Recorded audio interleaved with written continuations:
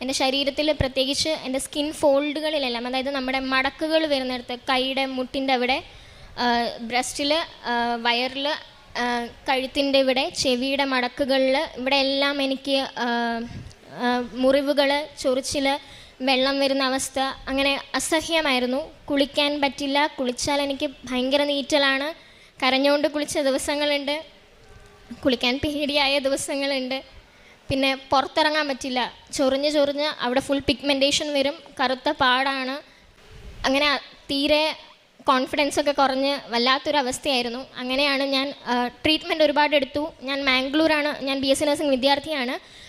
മാംഗ്ലൂരാണ് പഠിക്കുന്നത്. അവിടെയുള്ള ഡെർമറ്റോളജിസ്റ്റിനെ കൺസൾട്ട് ചെയ്തു, അല്ലാതെയുള്ളവരെ കൺസൾട്ട് ചെയ്തു, നാട്ടിൽ വന്ന എല്ലാവരെയും കൺസൾട്ട് ചെയ്തു. ട്രീറ്റ്മെൻറ്റ് തരും, അന്നേരം ജസ്റ്റ് ഒന്ന് കുറയും, വീണ്ടും കണ്ടീഷൻ സിവിയർ ആവും. പിന്നെയാണ് അത് സെബോറിക് ഡെർമറ്റൈറ്റിസ് ആണെന്ന് 26ാമത്തെ വയസ്സിൽ ഡയഗ്നോസ് ചെയ്യുന്നത്. സെബോറിക് ഡെർമറ്റൈറ്റിസ് എന്ന് വെച്ചാൽ അതൊരു സ്കിൻ ഡിസോർഡറാണ്. ഡയബറ്റീസ് പോലെ ഇൻക്യൂറബിൾ ആണ്. അതായത് അതിനെ കംപ്ലീറ്റ്ലി നമുക്കത് സുഖപ്പെടുത്താൻ പറ്റില്ല. നമ്മുടെ കണ്ടീഷനെ മരുന്നുകൊണ്ടോ അല്ലെങ്കിൽ ആ കണ്ടീഷൻ ഉണ്ടാക്കുന്ന സാധനങ്ങൾ പൂർണ്ണമായി ഒഴിവാക്കിക്കൊണ്ടോ, ഇപ്പോൾ ചൂടുള്ള ആ ഒരു വിഷയമാണ് ഒന്നാമതായി എൻ്റെ നിയോഗത്തിൽ സമർപ്പിച്ചത്. എൻ്റെ പപ്പയുടെ കൂടെയാണ് ഞാൻ 2024 ഡിസംബർ മാസം 26-ാം തീയതി കൃപാസനത്തിൽ എത്തിച്ചേരുന്നത്. പപ്പയും പപ്പയുടെ അനിയനുമായിട്ടാണ് ഞാൻ വരുന്നത്. ഞാനിവിടെ വന്നു. എൻ്റെ ആൻറ്റി പറഞ്ഞു, മോളെ നീ പോകുന്ന ആ സമയം തൊട്ട് നീ ഇതിന് പ്രാർത്ഥിച്ചൊരുങ്ങി വേണം പോവാൻ.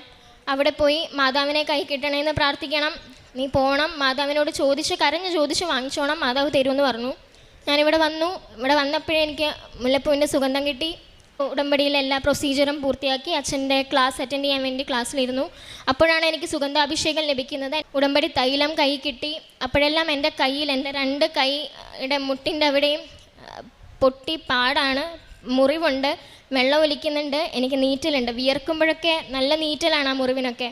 അപ്പം ഇവിടെ വിളക്കിൽ 3 തുള്ളി ഉടമ്പടി തൈലം ഉറ്റിച്ച് പ്രാർത്ഥിക്കണം. അപ്പോൾ ഉറ്റിച്ചപ്പോൾ എൻ്റെ കയ്യിൽ തൈലം, ഒബ്വിയസ്ലി നമ്മുടെ കയ്യിൽ തൈലം വരുമല്ലോ, പ്രാർത്ഥിച്ച തൈലമല്ലേ, വെഞ്ചരിച്ച തൈലമല്ലേ, അത് അവിടെ ഇവിടെ തേക്കണ്ട, കയ്യിലങ്ങ് തേക്കാം എന്ന് കരുതി ഞാൻ കയ്യിൽ തേച്ചു. ബാക്കിയുണ്ടായിരുന്ന എൻ്റെ കയ്യിൽ പറ്റിയ തൈലമാണ് ഞാൻ തേച്ചത്.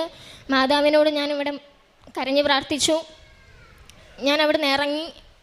അതുവരെ നീറ്റലുണ്ടായിരുന്നു, ഞാൻ ശ്രദ്ധിച്ചില്ല. ഇറങ്ങിക്കഴിഞ്ഞപ്പോൾ എനിക്ക് കൈ നീറ്റലില്ല. ഞാൻ പ്രാർത്ഥിച്ചിറങ്ങിയ 5 മിനിറ്റിനുള്ളിൽ എൻ്റെ കയ്യിൽ പൊട്ടിയ മുറിവായിരുന്നെങ്കിൽ ആ മുറിവ് കരിഞ്ഞു. എങ്ങനെയാണെന്ന് എനിക്കറിയില്ല, മാതാവ് തന്നെയാണ്. വെള്ളം ഒലിച്ചുകൊണ്ടിരുന്ന മുറിവ് കരിഞ്ഞു. എനിക്ക് പിന്നെ അത് ഹീൽ ചെയ്യാൻ തുടങ്ങി.